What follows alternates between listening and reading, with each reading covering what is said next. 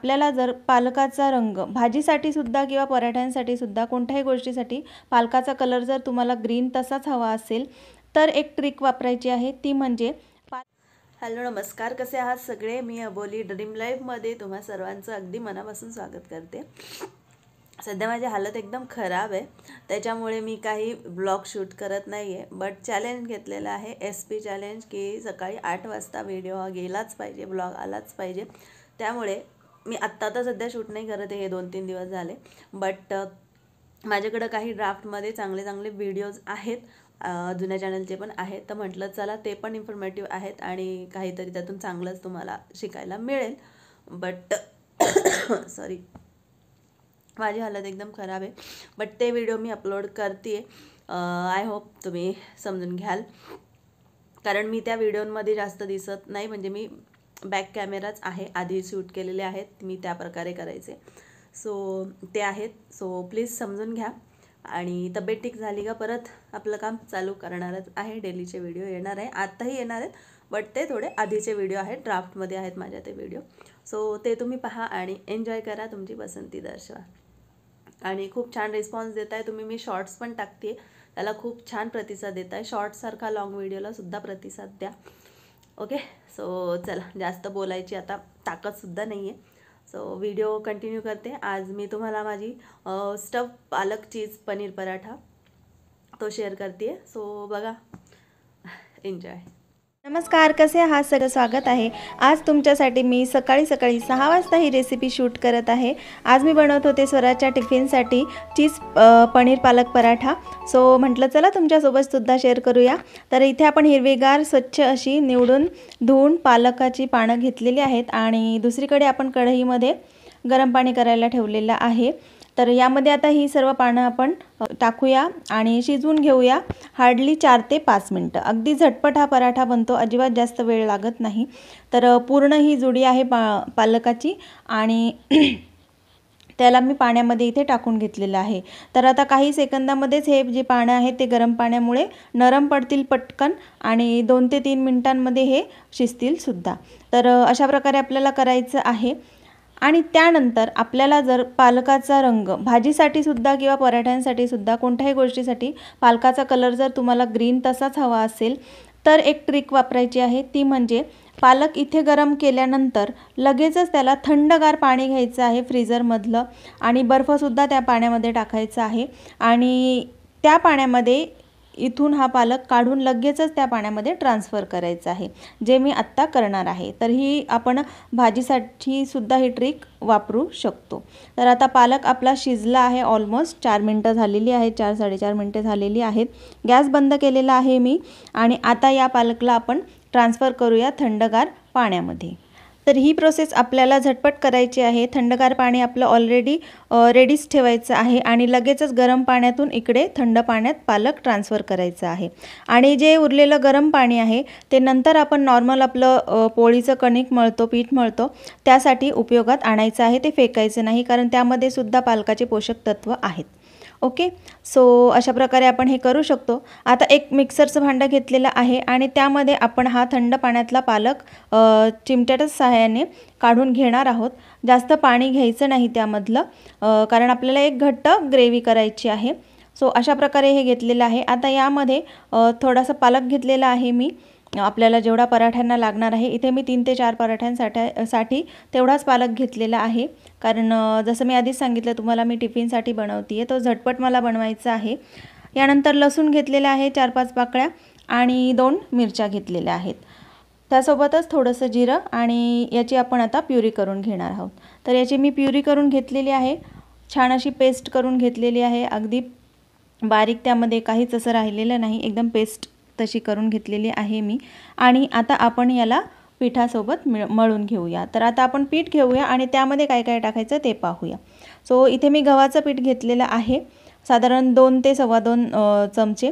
यामध्ये आपले छोट्या आकाराचे केले तर 4 पराठे होतील आणि जर मीडियम किंवा मोठ्या आकाराचे केले तर 3 आरामशीर आपले पालक पराठा होऊन जाईल। आता यामध्ये आपल्याला टाकायची आहे लाल मिरची, जास्त नाही टाकायची, जिरे पावडर अर्धा चमचाच इथे मी टाकणार आहे आणि त्यासोबतच इथे टाकलेलं आहे चवीपुरतं मीठ, सो या सर्व गोष्टी आपण यामध्ये ॲड करणार आहोत. अगदी किंचित अशी हळद टाकलेली आहे, जास्त नाही टाकायची, आपल्याला कलर बदलायला नको आहे आपल्या पिठाचा.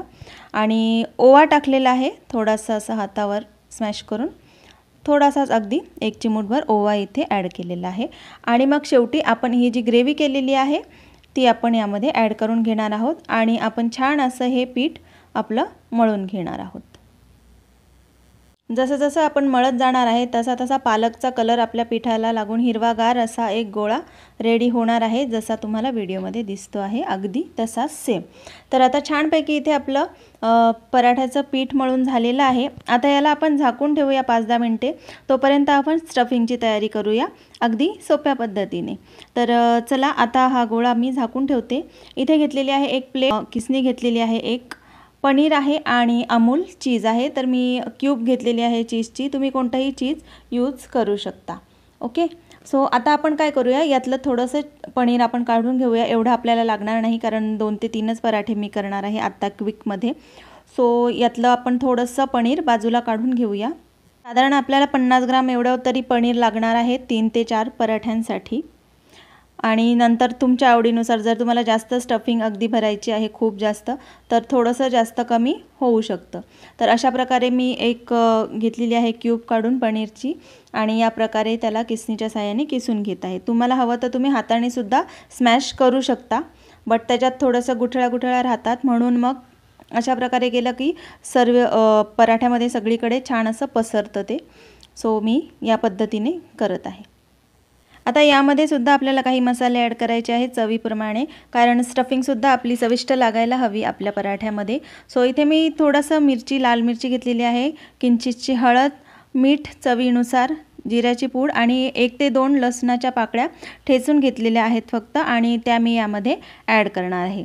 जर तुमच्या मुलांना जास्त तिखट आवडत असेल तर तुम्ही ही स्टफिंग तिखटसुद्धा बनवू शकता जास्त मिरची टाकून.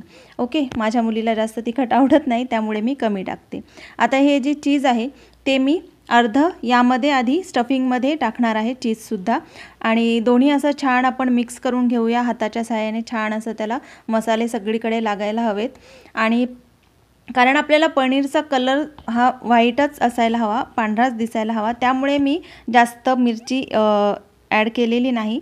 स्टफिंगमध्ये आपल्याला व्हाईट कलर हा दिसायला हवा पनीरचा. ओके, तर एवढा साधारण गोळा आपण एका पराठ्याला टाकू शकतो. चला तर मग आता बनवूया आपण स्टफ पनीर चीज पालक पराठा. तर आता जे पीठ झाकून ठेवलेलं होतं त्यालाही मी छान असं अर्धा 1 मिनटं छान मळून घेतलेलं आहे पुन्हा एकदा, आणि मग त्याचे गोळे केलेले आहेत 3 ते 4 मी त्याचे गोळे काढून घेतलेले आहेत.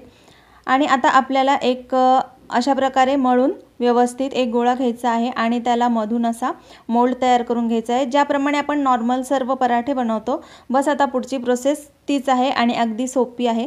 तर अशा प्रकारे मोदकाला किंवा आपण अशी वाटी बनवतो त्याप्रमाणे वाटी बनवून घ्यायची आहे पिठाची, आणि त्यामध्ये आपल्याला हवं तेवढी स्टफिंग आपण घालायची आहे. आता व्यवस्थित अशी स्टफिंग आपल्याला हवी तेवढी, आणि आपला जो पिठाचा आकार आहे त्या आकारानुसार अंदाजे आपण छानपैकी अशी स्टफिंग भरून घ्यायची आहे. व्यवस्थित तिला प्रेस करायची आहे, आणि नंतर मग जसं आपण मोदकाचं जे पारी बंद करतो त्याप्रमाणे असं बंद करून आपली स्टफिंग बाहेर येऊ नये याची काळजी घ्यायची आहे. छान असं गोल करून घ्यायचं आहे आणि पराठा लाटून घ्यायचा आहे.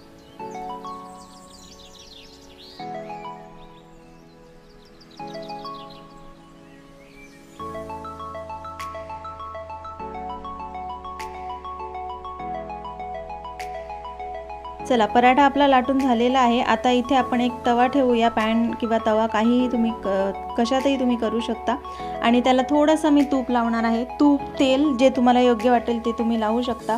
इथे आपण हेल्दी प्रकारचा पराठा बनवतोय. चीज जर सोडलं तर हा पराठा अगदीच हेल्दी आहे. तुम्हाला चीज नसेल यूज करायचं तरी काहीही हरकत नाही. तुम्ही प्लेन पालक पराठाही बनवू शकता किंवा पालक पनीर पराठासुद्धा तुम्ही याच मेथडने बनवू शकता. तर अशा प्रकारे छान असा आपला पराठा फुललेला सुद्धा आहे. तर त्याच्या ज्या कडा आहेत त्या दाबून दाबून अशा छानपैकी क्रिस्पी करून घ्यायच्या आहेत. खरपूस भाजून घ्यायचा आहे हा पराठा, तेव्हाच तो छान लागतो टेस्टला. तर अशा प्रकारे तूप लावते आहे मी आता, आणि छान असा पराठा मी रेडी करून घेते आहे. आता आपला पराठा रेडी आहे आणि जर तुम्हाला हवं तर याची स्टफिंग आणि पीठसुद्धा मळून तुम्ही रात्रीच, म्हणजे अगदी तुम्हाला सकाळी उठून ही पराठा करायचा आहे तर तुम्ही रात्रीच याची तयारीसुद्धा करून ठेवू शकता, जेणेकरून सकाळी अगदी आणखी झटपट आणि पटकन आपलं हे काम अगदी सोपं होईल। आता या पराठ्यावर सुद्धा मी थोडंसं चीज स्प्रेड करत आहे, जेणेकरून तो वरूनही दिसायला छान आणि टेस्टी लागावा। तर नक्की ही रेसिपी ट्राय करा, अगदी सोपी आहे आणि झटपट बनणारी आहे। आणि ट्राय केल्यानंतर कशी झाली आहे ते मला कमेंट बॉक्समध्ये नक्की सांगा। चला तर मग आपण पुन्हा भेटूया अशाच एका नवीन रेसिपीसोबत, नवीन व्हिडिओसोबत। तोपर्यंत टेक केअर, बाय बाय। चॅनलला सबस्क्राईब करायला विसरू नका आणि लाईकसुद्धा करा।